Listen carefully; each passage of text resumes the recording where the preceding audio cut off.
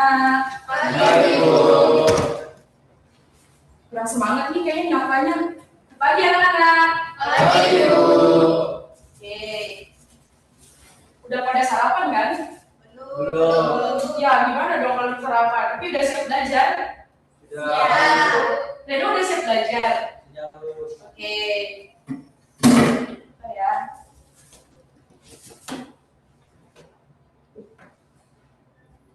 Hari ini siapa yang nggak masuk? Alessandro sama Enrico. Alessandro dan Vito. Alessandro sama Bu. Pagi, Bu. Ya, pagi. Kamu kesiangan ya, Alessandro? Ya, Bu. Ya, Bang. 2 menit ya. Oke, 1 orang pimpin doa. Saya Bu. Ya, Di sini aja ya Bu. Ya. Kayak teman-teman dan Bu Fani sebelum kita mulai pembelajaran kita pada hari ini masih satu di dalam doa.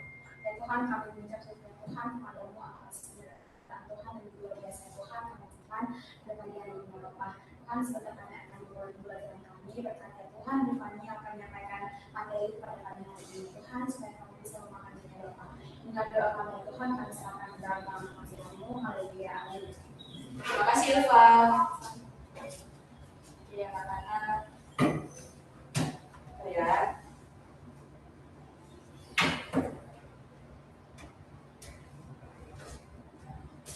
Ibu perlu nanya sesuatu sama kalian.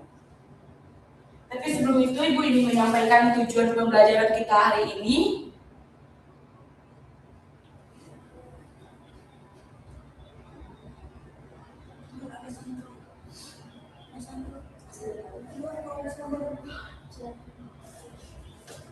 Nah, tujuan pembelajaran kita hari ini yaitu kalian mampu menjelaskan pengertian, kemudian juga mampu Ibu ulangi. Kalian mampu menjelaskan pengertian, jenis, struktur, dan mekanisme kerja otot sebagai alat gerak aktif pada manusia melalui pengamatan paha ayam. Nanti Ibu akan menampilkan paha ayam sama dengan kalian.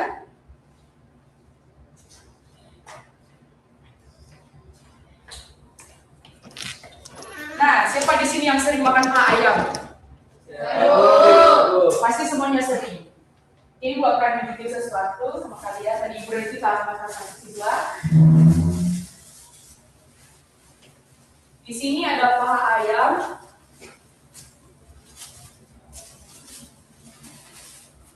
Ada yang mau nggak? Cuma berapa orang dong yang mau lain nggak mau? Mau Bu? Yakin mau? Yakin. Apalagi belum pada sarapan ya? Iya. Kurang nasi. Nah, di sini ada paha ayam yang biasa kalian lihat. Siapa yang sering beli coba? Saya Bu. Esther. Pasti kan suka paha ya? Iya. Nah, sebelum masuk ke materi, Ibu akan tayangin satu video.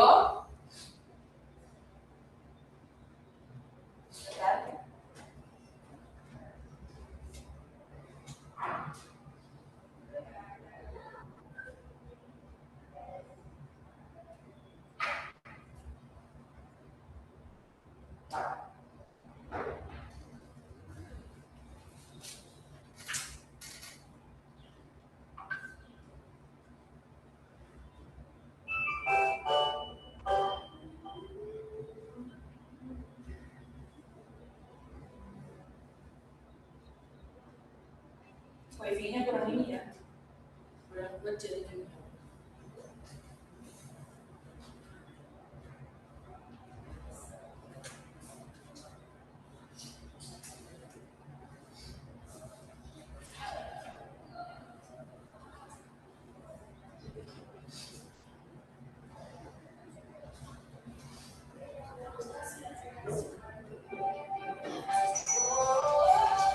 Mau diperhatikan dulu ya.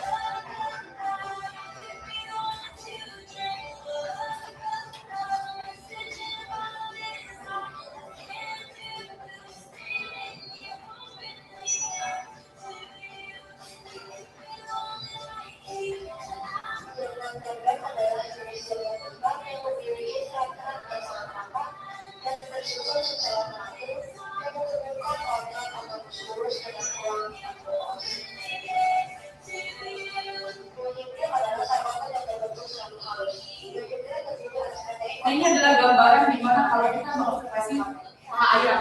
Karena ini lagi digoreng, ini gunakan video aja dulu ya.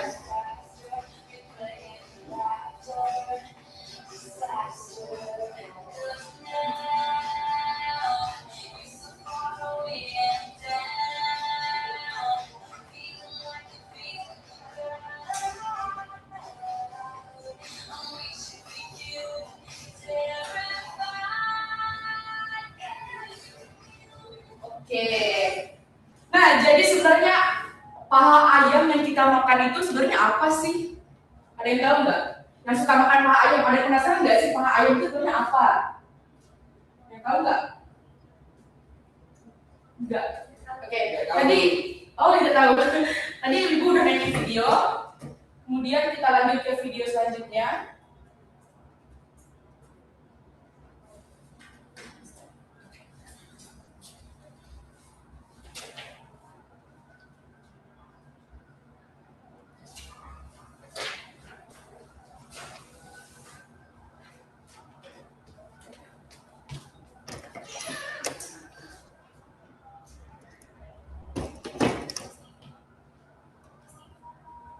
Nah, sebenarnya apa sih itu otot?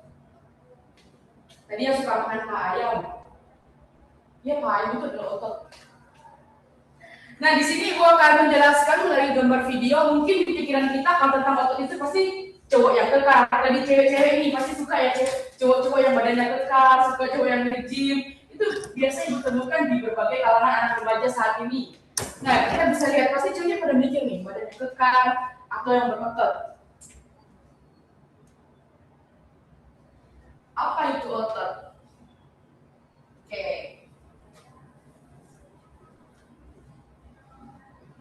Nah, saat kita berjalan, saat kita melakukan aktivitas, sebenarnya yang menggerakkan itu semua adalah otot.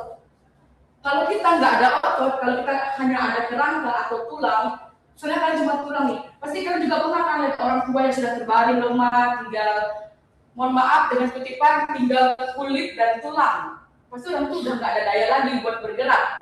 Nah, kita sebagai anak muda saat ini kita masih dipenuhi daging. Tuh. Semua tubuh kita diselimuti dengan daging. Kita bisa lihat ya, dari kita berjalan, dari kita melakukan aktivitas, semua itu karena ada kerja keras dari daging. Nah, daging itu adalah otot yang dimana otot itu ada relaksasi dan kontraksi. Coba, yang sering lihat orang nge-gym siapa? Elva, ada lagi nggak? Yang cowok-cowok suka nge-gym? Oh, ini nggak suka nge-gym? Wah, nggak suka nge-gym, oke. Nah, pasti Elva lihat orang pulang nge-gym pasti ototnya besar-besar. Kenapa? Sedangkan dia malah hari biasa nggak besar tuh ototnya. Iya nggak? Gimana, Krista? Iya kan? Atau yang biasa main bola nih kakinya, selesai main bola tuh kayak ototnya pada keluar. Iya kan? Iya, Bu. Nah, itu apa sih sebenarnya kok tiba-tiba pas melakukan aktivitas, kenapa otot kita tiba-tiba membesar? Itu adalah kontraksi. Di mana otot kita bekerja dengan kita sadari dan dia akan melakukan kontraksi atau memendek. Kemudian ada relaksasi, waktu kita biasa aja, waktu kita ya renggang aja, itu otot kita memanjang atau seperti biasa. Jadi otot kita tidak melakukan namanya kontraksi itu tadi. Oke, kemudian di sini ada fungsi otot. Nah, apa sih fungsi otot? Yang pertama itu adalah mempertahankan postur tubuh. Sebenarnya kalau mempertahankan postur tubuh, mungkin kita berpikir bahwa kita biasa-biasa aja kita mempertahankan postur tubuh. Padahal yang kita ketahui adalah cara kita duduk, cara kita berdiri, itu semua oleh kerja otot. Yang dimana otot tadi adalah mempertahankan postur tubuh agar postur tubuh kita tetap stabil dan tetap pada tempatnya. Kemudian yang kedua itu ada membantu tubuh berdiri tegak. Siapa sih yang suka jalan bongkok, yang kayak nggak ada tenaga kalau jalan, kayak udah gini aja. Siapa coba? Reno, ya kalau jalan gimana? Coba Reno berdiri deh.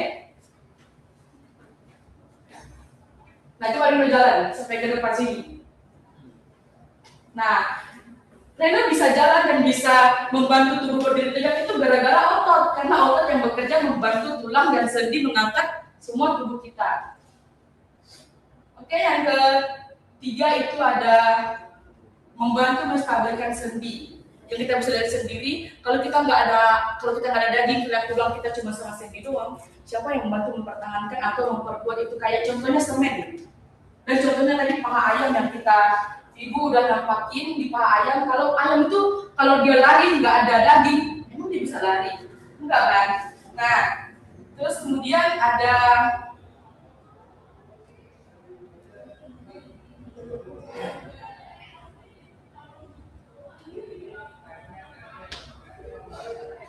yang keempat itu ada mengatur suhu tubuh. Jadi daging itu sebenarnya membantu mengatur suhu tubuh saat kita berada di tempat manapun. Pasti tubuh kita menyesuaikan dimanapun lingkungan kita berada, dimanapun kita tinggal, atau bahkan di ruangan ini yang ada AC-nya pun daging membantu menstabilkan atau mengatur suhu tubuh kita agar kita tidak langsung sakit. Kadang ada orang yang di suatu tempat dia langsung sakit kan tiba-tiba karena suhu tubuhnya tidak stabil. Oke, kemudian di sini ada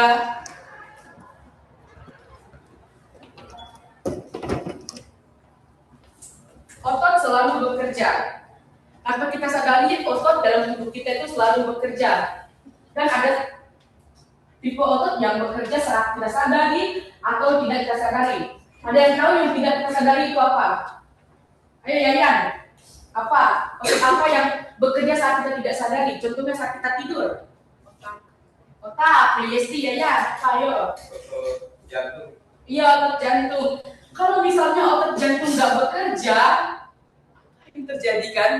Apa yang akan terjadi sama kita? Apakah kita saat tidur itu kita dalam kutipan kita tidak ada nyawa atau kita tidak dalam tidak sadar?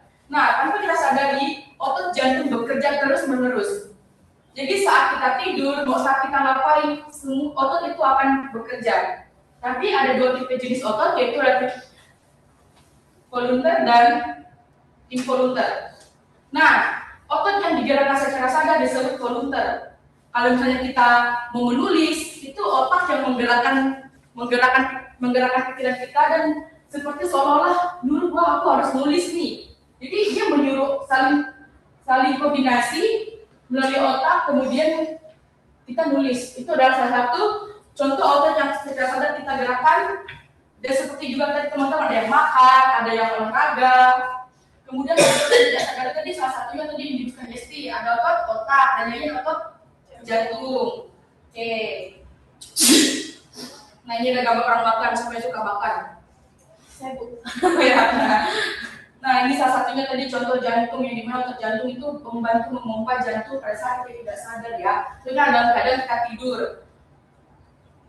Oke. Ini adalah contoh jantung yang sehat. Kemudian kita masuk jenis-jenis otot. Di manakah letak otot itu? Nah yang pertama tadi yang udah dibilangin itu ada otot jantung, yaitu otot yang mempengaruhi cepat lambatnya detak jantung. Kadang saat kita olahraga, saat kita jogging, kita merasa ngos-ngosan kan? Iya. Maksudnya seperti itu. Nah itu karena apa? Otot jantung yang mempengaruhi cepat lambatnya detak jantung. Tadi ada tipe otot yaitu ada kontraksi dan relaksasi. Nah saat kita lari berarti otot kita berkontraksi, jadi bekerja. Makanya saat kita jogging, saat kita lari atau saat kita olahraga itu jantung kita memompa dengan cepat. Jadi itu fungsi otot tadi menstabilkan juga cepat lambatnya detak jantung. Nah kemudian fungsi otot jantung adalah memompa darah menuju aliran darah. Di sini ada ciri-ciri contoh jantung. Coba satu orang bacain hari ini. Ciri-ciri otot jantung yang pertama, inti sel banyak dan terletak di tengah. Yang kedua, bentuknya memanjang, silindris dan selaput yang berjarak dan jantung. Yang ketiga, hanya dapat di jantung dan otot. Yang keempat, kontraksinya kuat dan ringan. Yang kelima, mempunyai garis mengikat. Oke, terima kasih Karini. Nah, di sini ada ciri-ciri contoh jantung yang bisa kita lihat, inti selnya banyak. Nih kita lihat 1, 2, 3, 4, 5, 6. Ini salah satu otot jantung. Bentuknya memanjang, silindris dan di serabutnya selnya bercabang dan banyak. Kita bisa lihat ya ini banyak cabangnya. Tapi dia dalam satuan tanpa putus. Tuh. Kemudian hanya dapat di jantung dan di otonom. Karena di otot jantung pasti di jantung seperti kita. Kalau kita masih itu pasti kita Mampus. Nah, kemudian ada kontraksinya kuat dan berirama. Jadi tadi yang kita lihat, kalau otot jantung ini bekerja sangat efisien dan sangat aktif karena dia berkontraksi terus, tiap hari bekerja, tiap saat bekerja. Maka saat hidup pun dia bekerja, saat tidur pun dia bekerja. Kemudian dia mempunyai garis melintang. Bisa kita lihat ya ini garisnya, garis melintang. Kelihatan dari belakang? Kelihatan, Bu. Oke, kelihatan. Kita lanjut. Nah, yang kedua tuh ada jenis-jenis yaitu otot lurik. Otot lurik itu otot rangka karena letaknya menempel pada rangka. Ada yang tahu rangka itu apa? Rangka itu tulang. Yang putih-putih ini tulang ya, dan yang merah-merah ini adalah otot. Nah, otot lurik itu yang menempel pada semua tulang. Contohnya tadi, paha ayam itu adalah salah satu contoh tulang. Itu yang maaf ibu ulangi, salah satu otot lurik. Nah, itu adalah salah satu contoh otot lurik yang bisa kita lihat, yang bisa kita rasakan ya. Kemudian, nah, di setiap tubuh kita diselimuti oleh otot lurik. Di setiap tulang-tulang kita bisa lihat ya. Saat kita menulis, otak kita bekerja. Nih. Oke, jenis-jenis otot. Kemudian di sini tadi ada otot lurik, satu orang bacain deh, Krista. Ciri-ciri otot lurik. Yang pertama, inti sel banyak dan berada di bagian tepi. Yang kedua,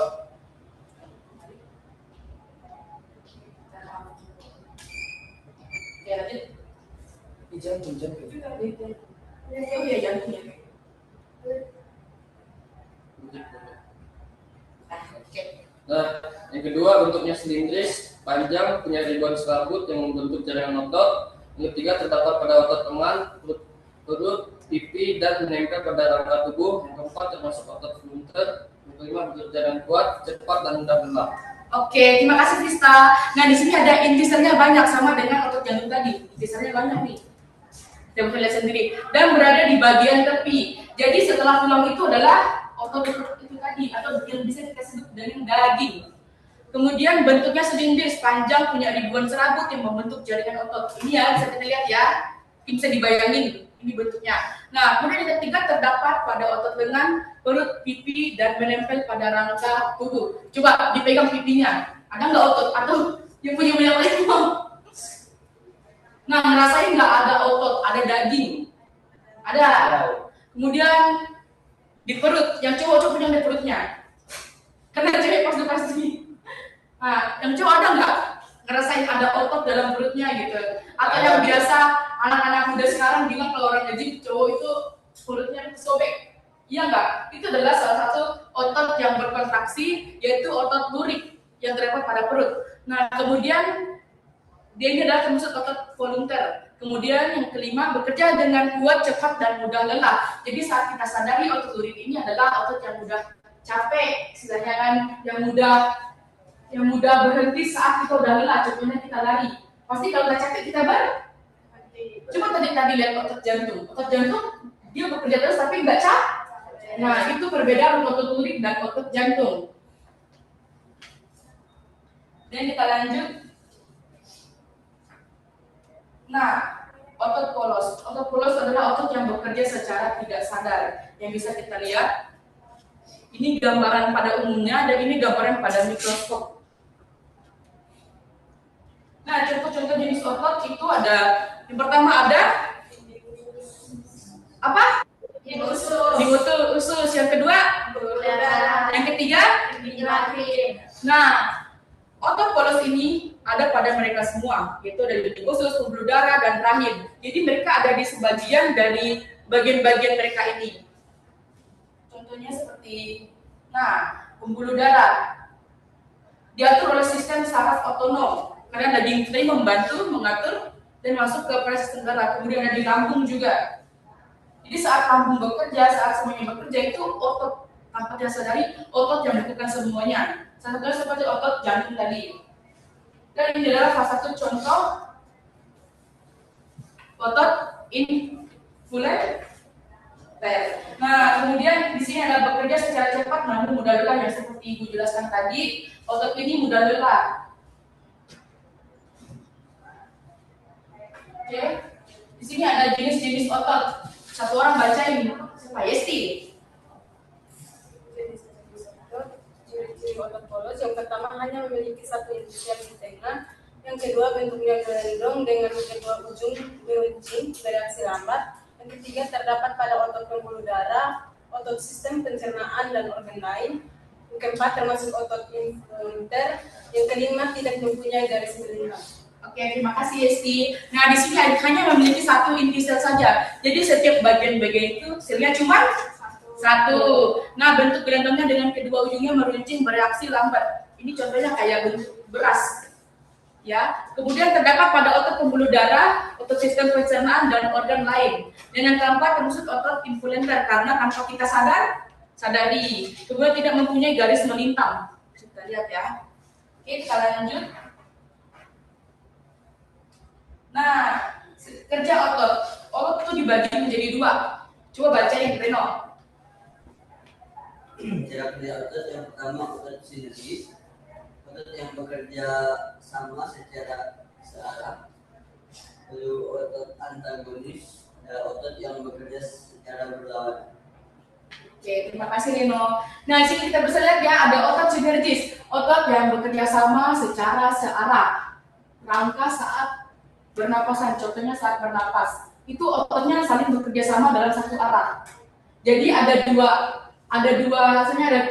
otot nih saling kerja sama untuk membangun suatu, contohnya di suatu hubungan. Ada dua orang yang menjalin hubungan karena untuk satu arah. Oke, yang kemudian ini adalah otot antagonis, otot yang berlawanan. Nah, saat kita melakukan misalnya mengangkat beban, itu otot kita berkontraksi. Yang di atas disebut otot bicep dan yang di bawah disebut otot tricep. Saat kita berkontraksi, otot bicep itu memendek dan otot tricep itu memanjang. Oke. Nah, kemudian ada otot relaksasi. Saat kita biasa aja, kedua otot itu udah sama aja gitu. Nah, jadi ada perbedaannya ya antara otot tricep dan bicep dan otot berkontraksi dan otot berelaksasi.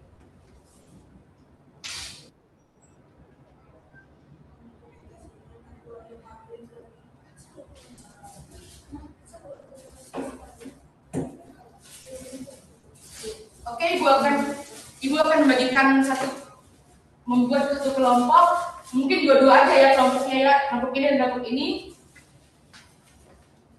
Diambil, langsung membentuk kelompok. Langsung membentuk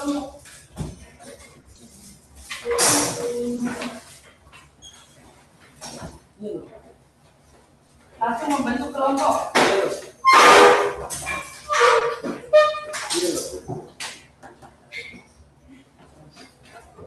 Nah, setiap perwakilan kelompok mungkin boleh diambil salah satu ayam. Gue boleh makan gak? Iya, boleh dimakan. Jadi tugas kalian adalah mengidentifikasi otot yang ada di paha ayam. Ibu kasih waktu 1 menit untuk mendiskusikan hal tersebut. Bu, ini berdasarkan jenis-jenis otot. Iya, jenis-jenis otot dan apa yang kalian dapat dalam pengamatan kalian. Ibu kasih waktu 1 menit ya. Diskusikan aja. Kan tadi udah dijelasin.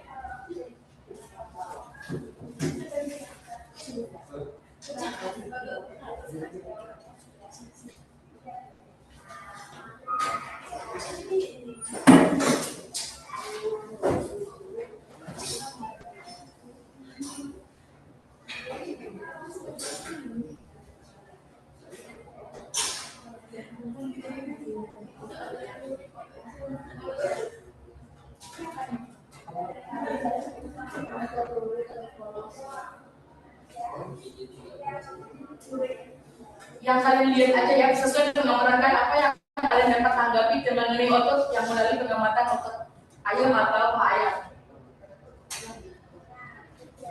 Oke, 30 detik lagi. Lihat juga gambar yang ibu bagikan ya.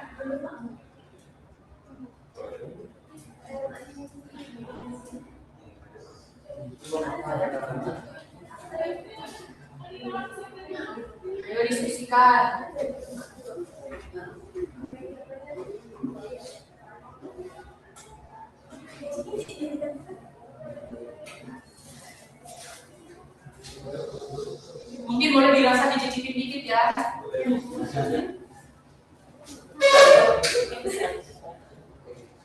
Udah? Udah Bu. Udah? Oke, silakan kelompok yang udah boleh dua orang perwakilan, mungkin dua orang perwakilan di kelompok. Ya, Elva silakan. Ini dijelasin. Teman-teman saya kok kayak gitu. Satu orang pemain.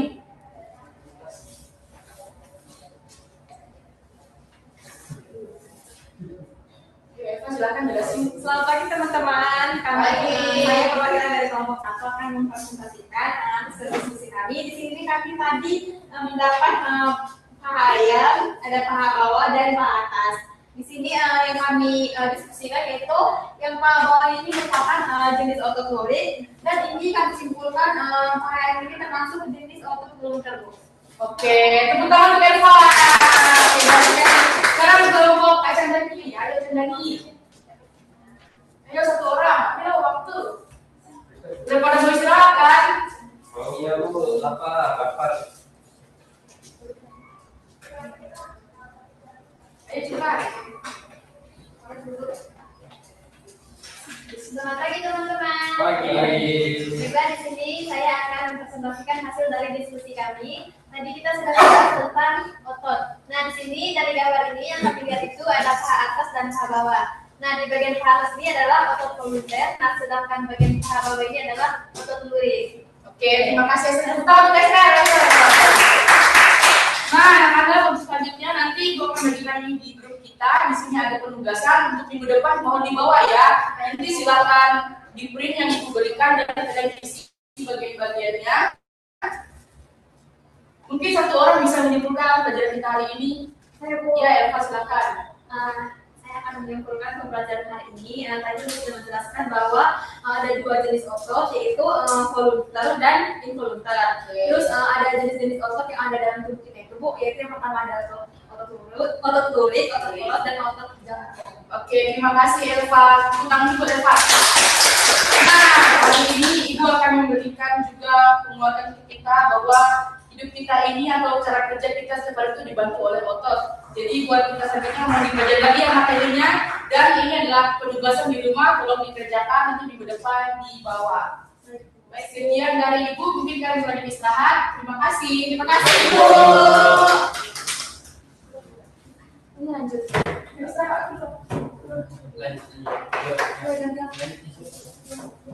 Silakan istirahat ya. Baik, Ya, Bu. Bu. Terima kasih Bu. Yo, mari. Ya Bu. Terima kasih Pak.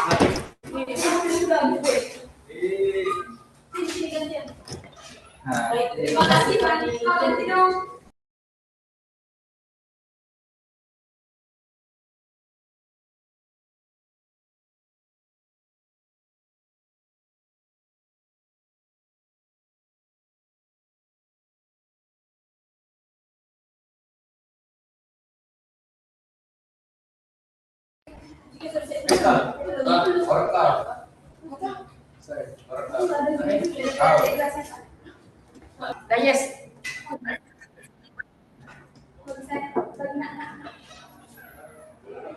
Selamat pagi semuanya.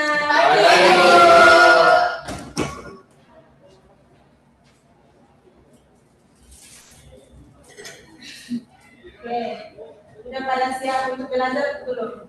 Siap, Bu. Oke.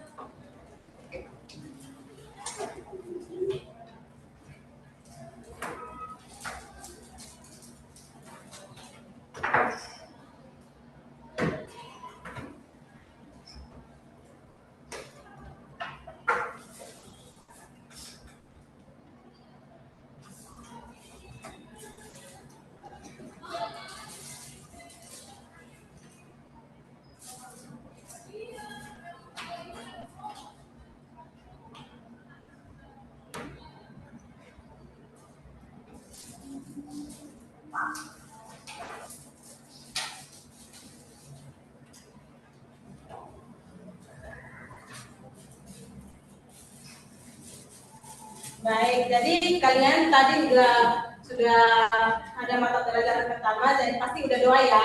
Ya, Bu. Oke. Jadi sebelum kita masuk dalam materi kita hari ini,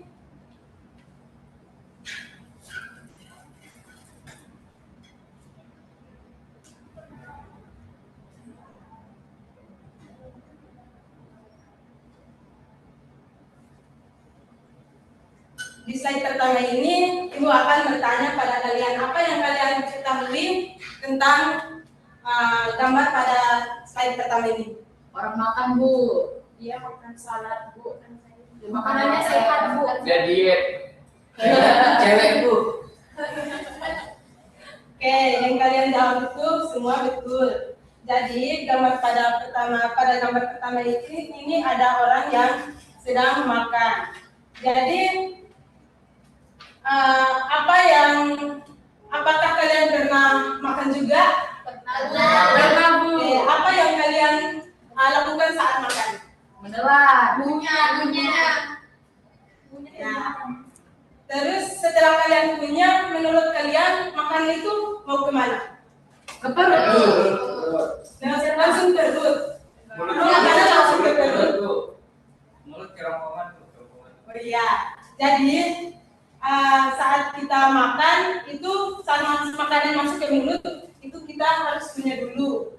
Lalu kita mengunyah melalui yang pertama itu adalah mulut. Jadi hari ini kita akan belajar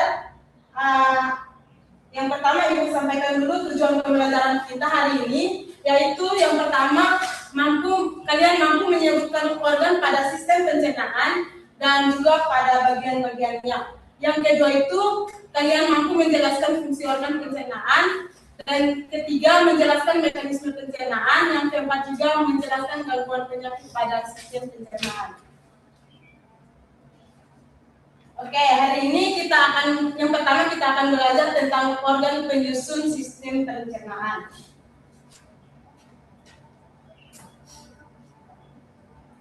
Sebelumnya kalian tahu apa itu sistem pencernaan? Ada yang tahu nggak? Enggak, Bu. Oke, sini Ibu akan jelaskan. Sistem pencernaan itu jaringan organ yang berfungsi mencerna makanan secara mekanik dan juga kimiawi. Jadi pencernaan mekanik itu terjadi pada mulut dan juga kerongkongan melalui pengunyahan dan juga gerak peristaltik untuk memperkecil ukuran makanan. Lalu kalau pencernaan kimia terjadi saat di lambung dengan bantuan enzim untuk memecah makanan menjadi molekul yang lebih sederhana. Nah, yang pertama ini ada bagian-bagian dari pencernaan manusia. Jadi yang pertama itu ada mulut.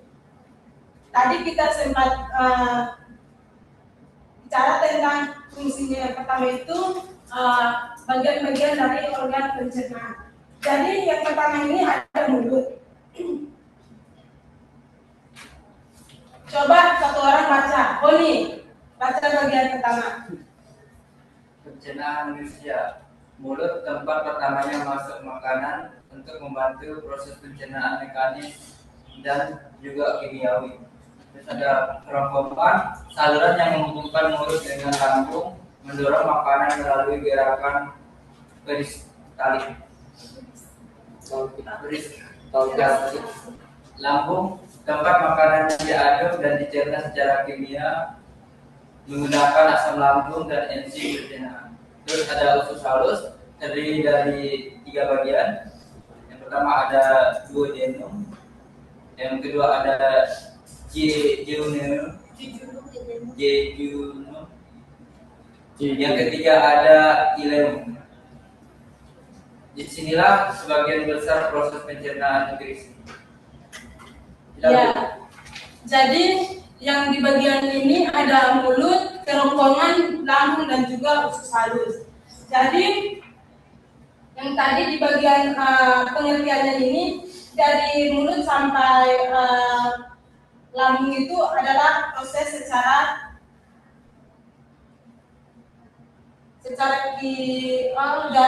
mekanik. Jadi di bagian pertama sampai lambung itu, yang nomor 3 itu proses secara mekanik.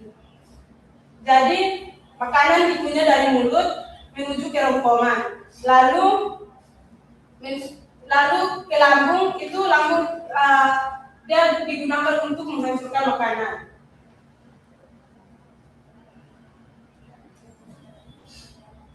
Oke, jadi selanjutnya kita akan membahas mengenai bagian-bagian dari setiap organ pencernaan itu. Jadi yang tadi organ yang pertama itu apa? Jadi mulut itu, di bagian mulut itu ada apa aja? Ada gigi Bu, lidah, ada gusi. Betul sekali. Jadi di bagian mulut itu tempat organ pencernaan pertama, tempat pencernaan pertama. Jadi dia terdiri dari gigi, lidah dan juga ada air liur. Jadi gigi itu berfungsi untuk mengunyah makanan menjadi halus. Lalu lidah mengatur letak makanan, menelan dan mengecap rasa. Ada air liur juga, dia membantu pencernaan makanan. Yang kedua itu ada kerongkongan. Yaya tolong baca. Oke, kerongkongan adalah saluran pencernaan yang menghubungkan mulut dengan lambung, berfungsi mengalirkan makanan yang ke lambung dari mulut ke lambung melalui gerakan peristaltik berbentuk tabung dengan panjang 20 cm. Oke, jadi di kerongkongan ini pencernaan yang menghubungkan mulut dengan lambung. Dia itu berfungsi untuk mengalirkan makanan yang kita telan itu lalu masuk ke lambung. Dia melalui gerak peristaltik tadi yang kita bahas, itu berbentuk tabung dengan ukuran 20 cm. Yang ketiga itu lambung. Ratna tolong dibaca. Lambung merupakan tempat terjadinya pencernaan mekanisme lanjutan dan pencernaan kimiawi yang intensif. Dinding lambung menghasilkan asam klorida (HCl) yang membuat lingkungan menjadi sangat asam hingga membantu membunuh mikroorganisme serta mengaktifkan enzim pepsin untuk memecahkan protein. Ya, jadi dia itu tadi kita sudah bahas yang pertama, kalau lambung itu juga terjadinya pencernaan mekanis lanjutan secara kimiawi. Yang berikut itu setelah lambung ada usus halus. Jadi usus halus itu pusat utama pencernaan kimiawi. Jadi tadi pencernaan secara mekanis, sekarang pencernaan secara kimiawi. Jadi usus halus terdapat pada pusat utama pencernaan mekanik dan penyerapan nutrisi. Ketika timus memasuki usus halus, ia bercampur dengan getah pankreas, empedu dari hati dan kantung empedu, serta enzim-enzim yang diproduksi di dinding usus. Jadi empedu itu membantu mengemulsikan lemak, sementara enzim lain bekerja memecah protein, lemak, dan karbohidrat menjadi lebih sederhana.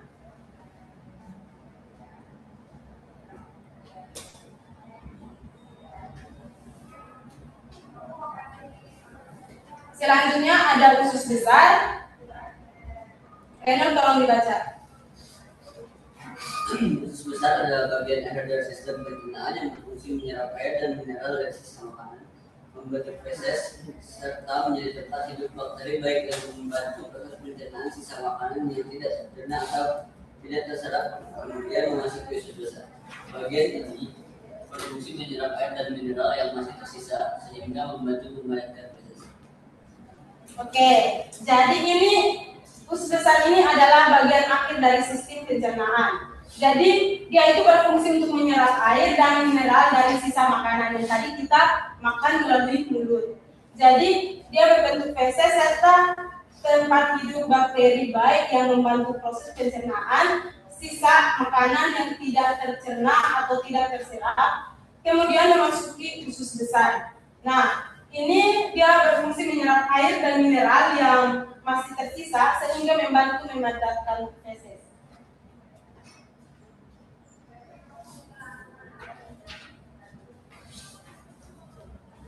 Nah, setelah itu ada rektum dan juga anus. Rektum itu bagian akhir dari usus besar. Dia juga berfungsi menampung feses sementara sebelum dikeluarkan. Nah, ketika rektum penuh, saraf akan memberikan sinyal kepada tubuh untuk melakukan proses pengeluaran yang disebut dengan defekasi. Feses kemudian dikeluarkan melalui anus yang memiliki otot sphincter sebagai pengatur agar pengeluaran dapat dilakukan secara sadar dan terkontrol. Jadi tahap terakhir ini menandai berakhirnya rangkaian proses pencernaan manusia. Oke.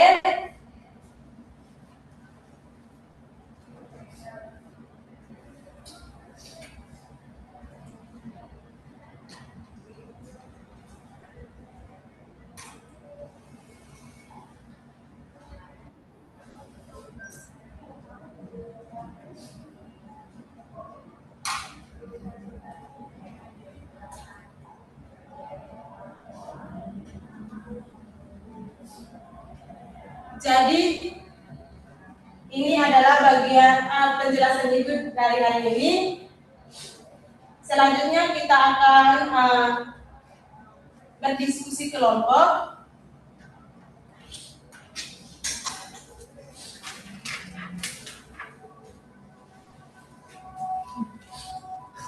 Kalian boleh membentuk kelompok, 2 kelompok saja.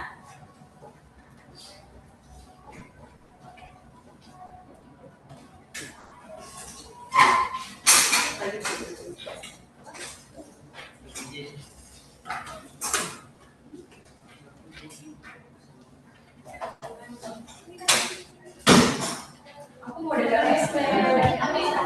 Aku mau dengar expert.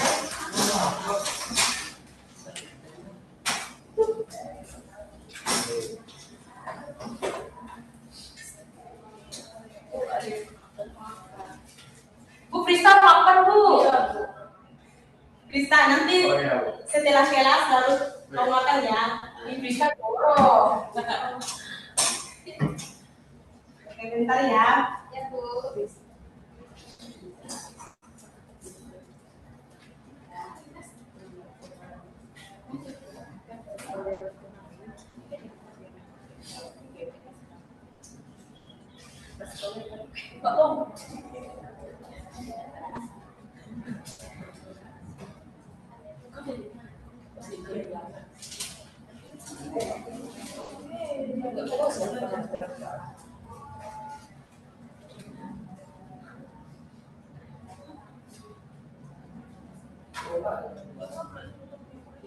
Jadi diskusi kelompok hari ini itu tentang diagram sistem pencernaan. Yang tadi sudah kalian tahu yang dibahas tadi pertama itu ada bagian-bagian dari organ pencernaan. Jadi Ibu akan tampilkan, kalian tulis di kertas kalian masing-masing.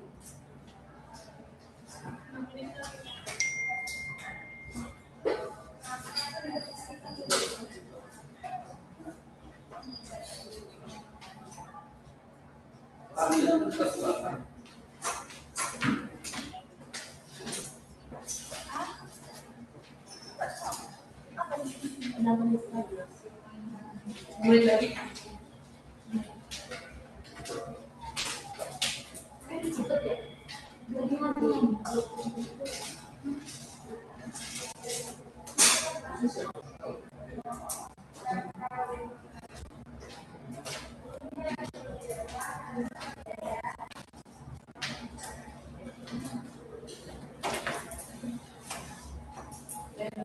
Bentar ya. Ya Bu. Gak lama. Gak lama diskusi kalian.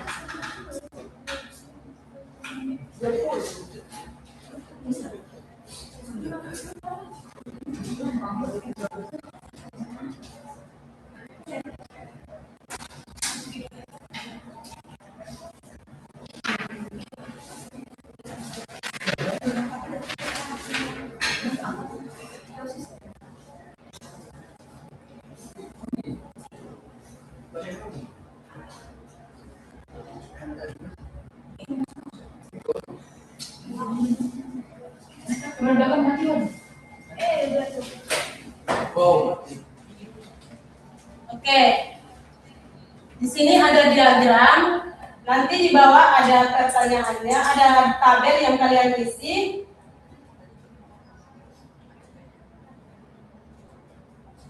Di sini sudah ada keterangannya bagian-bagian dari diagram tersebut. Lalu sini ada pertanyaannya dan juga ada tabel yang kalian isi. Di bagian tabel saja yang kalian isi. Baik Bu. 1 menit saja ya.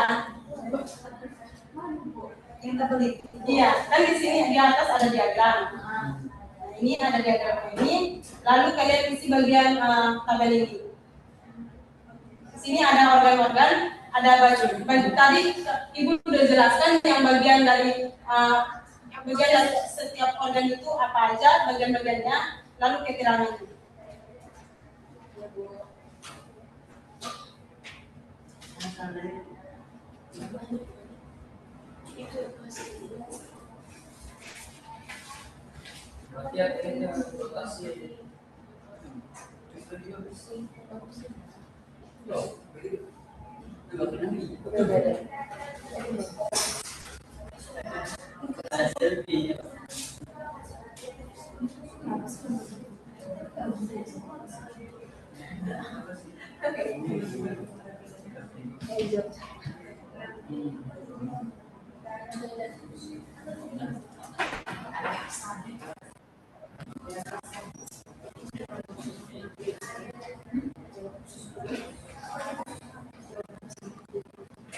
Jawaban.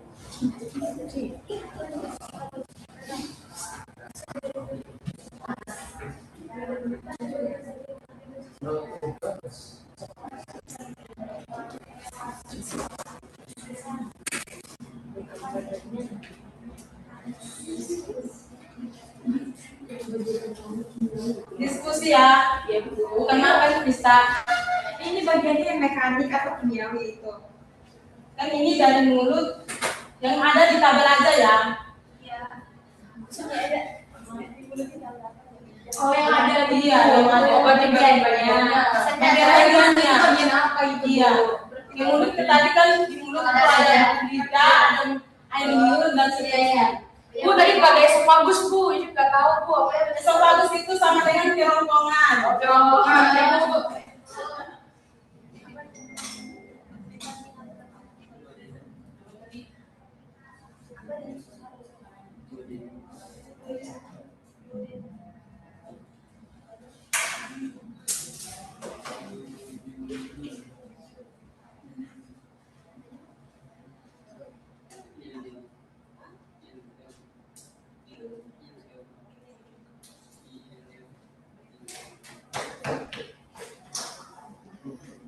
Oh ini diskusi Roni. Iya Bu.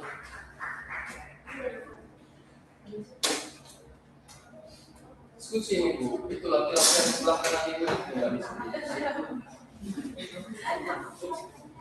Krista, di kelompok Krista nanti Krista yang presentasi ya. Siap. Iya Bu.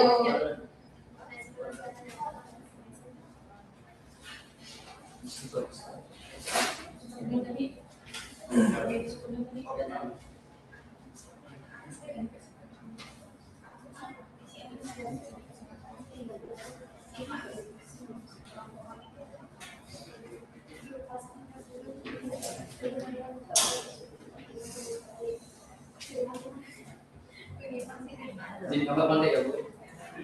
Jangan lama ya, Fis. Ya.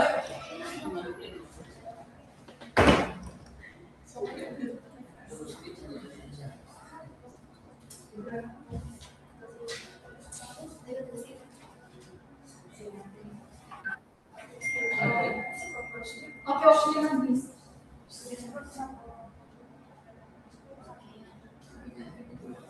Oke, yang sudah boleh presentasi di depan. Udah habis. Iya, dari sumber. Yang ketiga. Dari sumber nanti. Bu PR ya Bu. Ya udah kalian kerjakan di rumah dan minggu depan kalian presentasi di depan. Baik Bu. Oke, jadi kesimpulan dari materi kita hari ini, sistem pencernaan itu adalah sistem tubuh yang berfungsi untuk mengelola makanan menjadi zat yang dibutuhkan oleh tubuh kita. Jadi kita perlu menjaga pola makan kita. Baik Bu. Udah Des. Kasih ya Bu. Siap Bu. Ya istirahat. Sekian dari materi kita, silakan. meningkatkan jumlahnya. Aktif yuk. Aktif. Ya.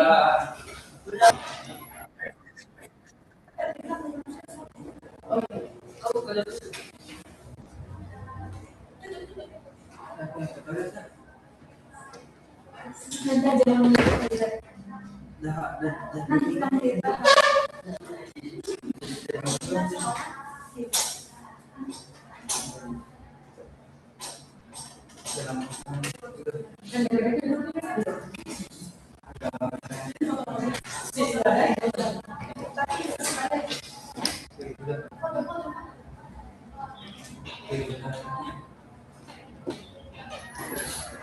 Selamat pagi anak-anak. Pagi Bu. Oke. Bagaimana kabarnya hari ini? Baik ya? Luar biasa. Luar biasa. Oke. Hari ini kita akan belajar tentang bakteri. Nah, sebelum kita mulai pembelajaran kita, ada baiknya kita berdoa. Saya Ibu minta kepada Esther untuk memimpin kita di dalam doa. Di sini aku Boleh. teman-teman kita berdoa. Tuhan Yesus, terima kasih karena kita membukakan kita pelajaran. Tuhan Yesus, kami akan belajar mau memberkati pelajaran kami hari ini. Berkati Bu Ratna yang akan menyampaikan materi kepada kami. Terima kasih Tuhan, haleluya, amin. Oke, terima kasih Esther. Hari ini hadir semua? Enggak masih Oke, ada hadir, Bu. Siapa? Alessandro. Berarti hanya Alessandro saja ya? Ya, Bu. Udah hadir. Oke. Alessandro. Ibu buka absennya dulu ya.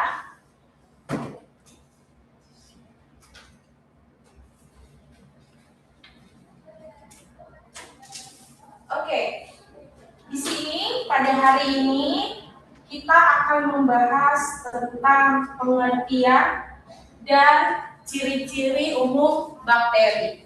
Nah, sebelum Ibu menyampaikan tujuan pembelajaran kita, Ibu akan menampilkan sebuah gambar. Di sini ada gambar apa kira-kira? Ada yang bisa mendeskripsikan gambar di slide Ibu apa? Nata de coco. Nata de coco. Biasanya itu sering digunakan di mana? Di S ya. Apalagi pada masa-masa bulan puasa pasti ada di SS gitu. Nah, ada yang tahu nggak nata de coco ini berasal dari mana sebelumnya? Dari kelapa, gitu kan? Betul.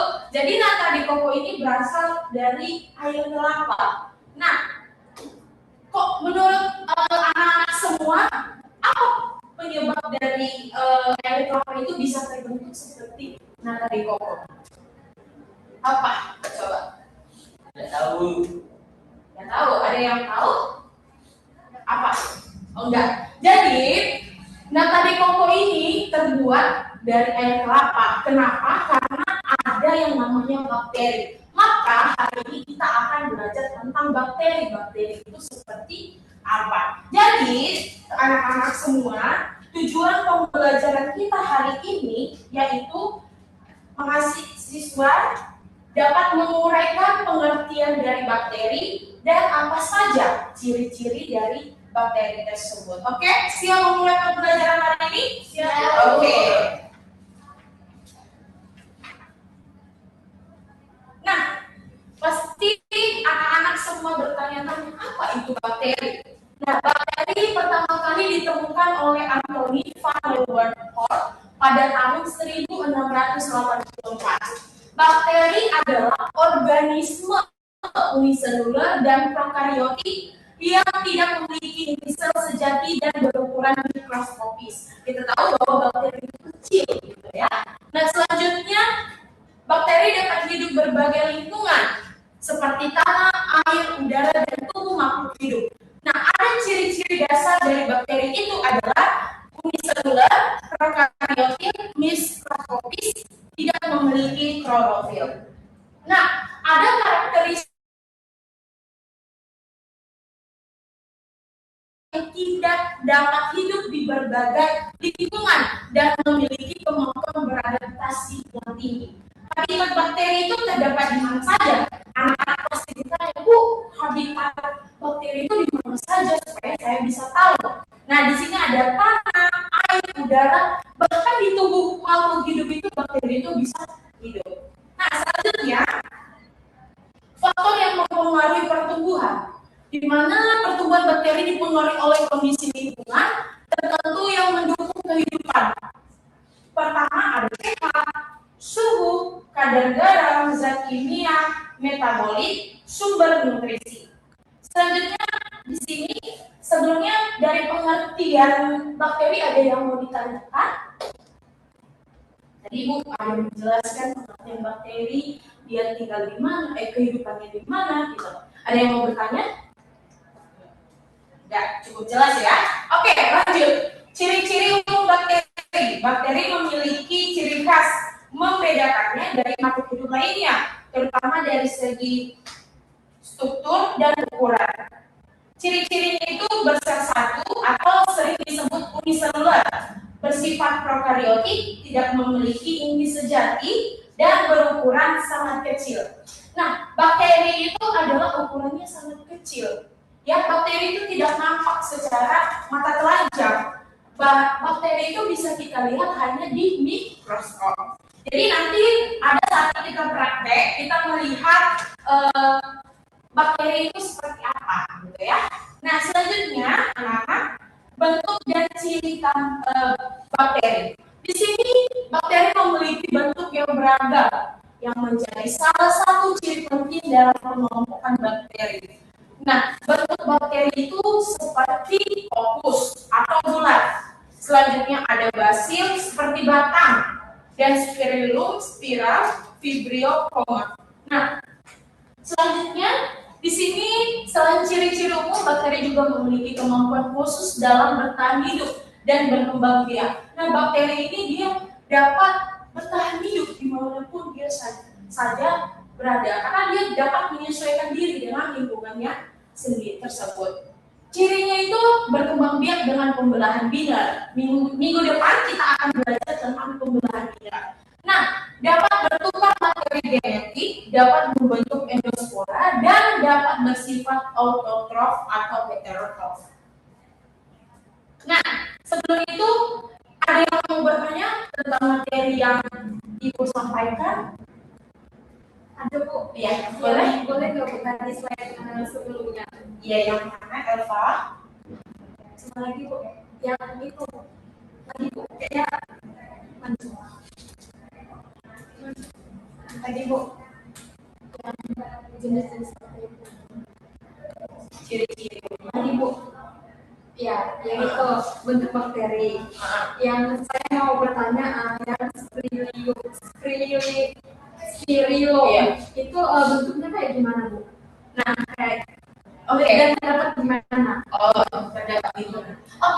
Pertanyaan sangat bagus. Nah, di sini sesuai dengan bentuk dari bakteri ya. Biar anak-anak semua paham bentuk bakteri itu seperti apa, Ibu akan menayangkan gambar bakteri itu seperti apa dan ditahu di mana terdapatnya spirillum. Iya.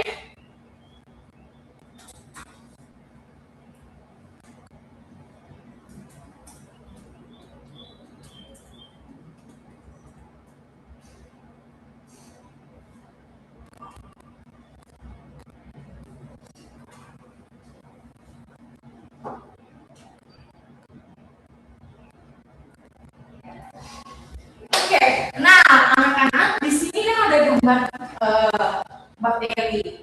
Kita tahu tadi dari bentuk bakteri itu ada seperti yang dikatakan Eva yang dia tanyakan spiral atau spirillum ya. Spiral itu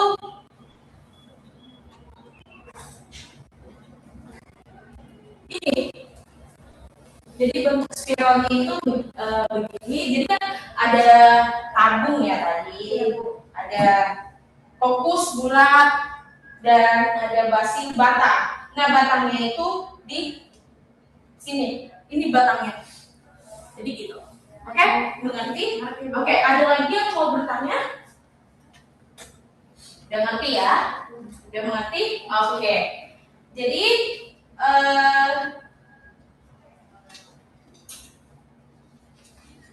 sebelum kita biar anak-anak semua paham materi yang Ibu sampaikan dari pengertian, ciri-ciri, Ibu akan memberikan tugas biar pengetahuannya semakin mendalam. Di sini Ibu minta 2 kelompok untuk membentuk 2 kelompok.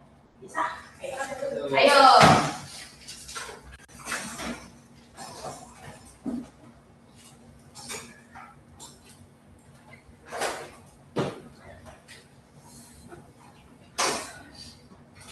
Oke, udah semua? Udah. Nah, di sini Ibu setelah membuat lembar kerja peserta didik. Di sini kita akan mengerjakannya. Nanti masing-masing kelompok diskusi, ada kegiatan 1 dan kegiatan 2. Di penugasannya ini tidak jauh-jauh dari materi yang dijelaskan tadi. Semoga anak-anak bisa mengerti dari penjelasan Ibu tadi dan bisa menjawab pertanyaan dari LKPD. Ibu kasih waktunya 5 menit untuk mengerjakan dan dipresentasikan perwakilan dari kelompok masing-masing nanti, oke? Oke, Ibu serahkan LKPD-nya, dikerjain ya. Tulis itu ada nama kelompok, kelasnya, dan anggota kelompoknya siapa saja. Silakan.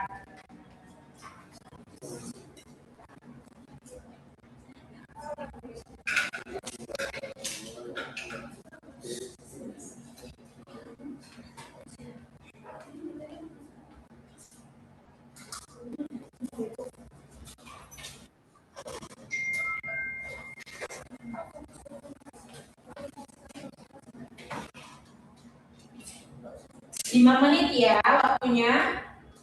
Itu soalnya banyak.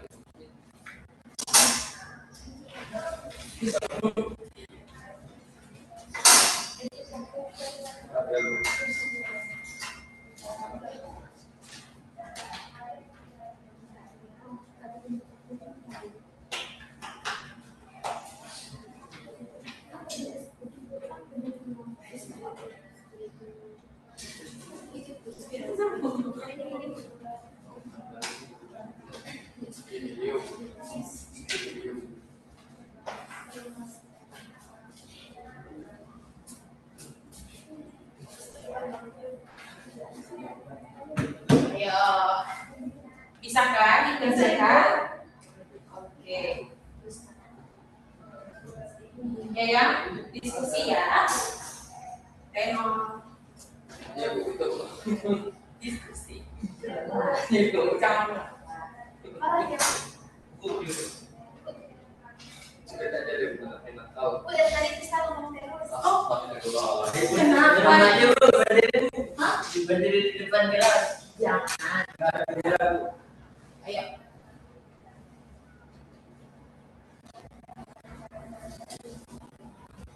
Nanti yang kelompok ini bisa ya, yang presentasi dan kelompok ini ya. Oke? Juga terlihat.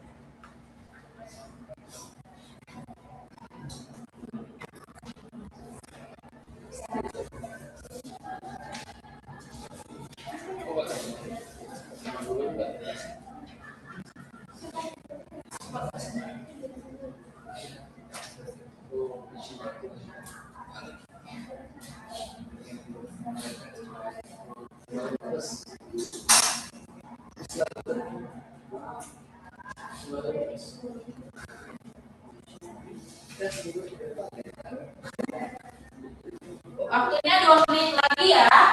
Ya, Bu.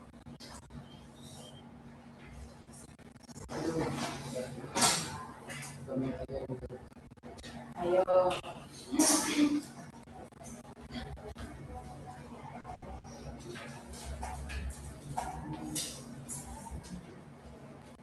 Ada kendala dalam mengerjakannya?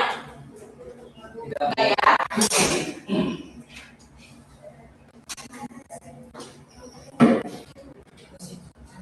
Tadi ngomong Bu.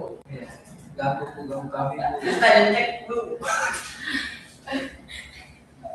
Kelompok ini. Tenang ya, jangan diskusi itu dengan kelompoknya sendiri. Dengan kelompok lain ya. Gak suka sama kelompoknya Bu. Yuk, cari musuhan. Jangan musuhan. Gak boleh musuhan. Oke. Waktunya 1 menit lagi apa sudah selesai? Ada yang mau presentasi? Oke. Kelompok 1 bisa presentasikan siapa? Krista, boleh? Ya.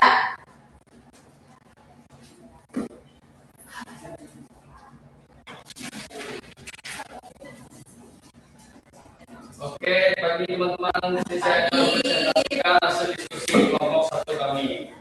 Pertama itu bentuk bakteri yaitu Coccus, Bacillus, Spirillum, Vibrio, dan ukuran bakteri mikroskopis sekitar 0,2 atau setara dengan 2 em. Struktur sel sederhana tidak memiliki inti sejati dan organel bermembran. Cara reproduksi secara seksual memiliki pen belahan biner. Sifat hidup autotrof dan heterotrof. Makhluk hidup mikroskopis bersel satu dan tidak memiliki inti sel atau prokaryotik. Bersel satu tidak memiliki inti sel, ukuran sangat kecil. Oke, dari kelompok 2 ada yang mau ditanggapi tentang jawaban Krista? Enggak ya? Terima ya? Oke, silakan Kris. Sini tugasnya. Terima kasih ya. Terima kasih. Bri. Oke, kelompok 2 selanjutnya.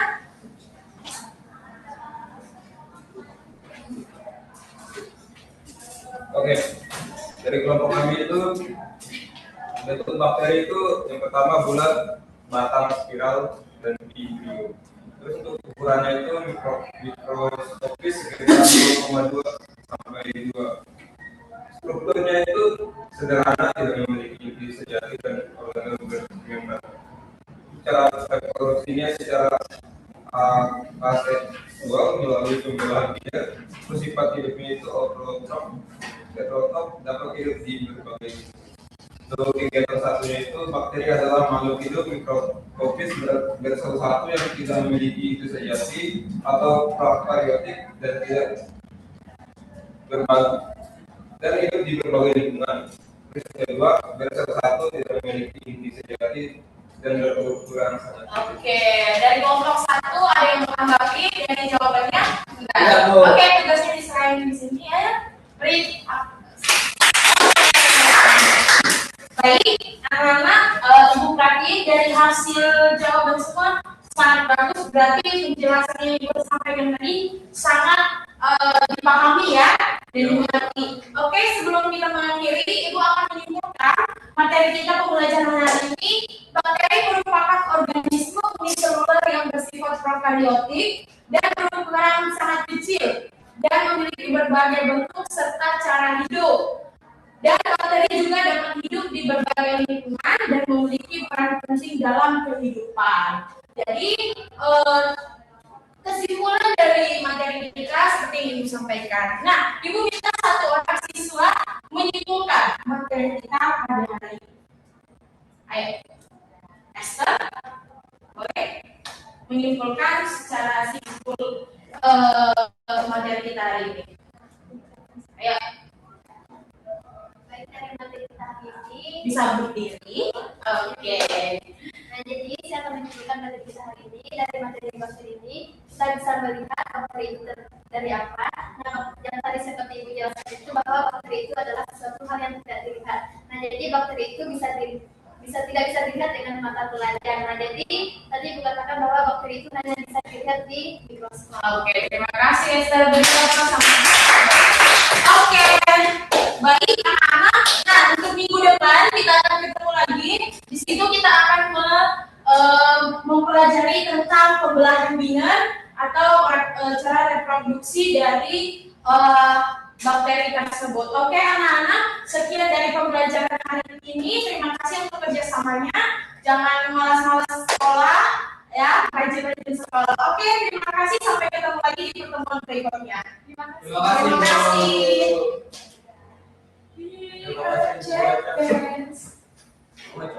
Jowina. Nah, kita kalau belajar banyak coretan di sini. Tadi satu. Halo.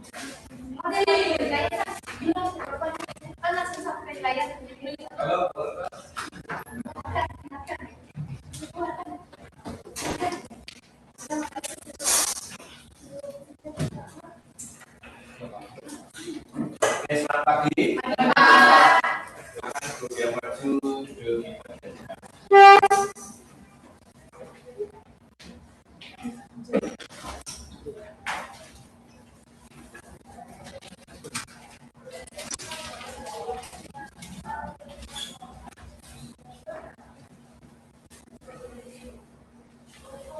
Ya, tadi yang pertama maju Bu Fani Alino.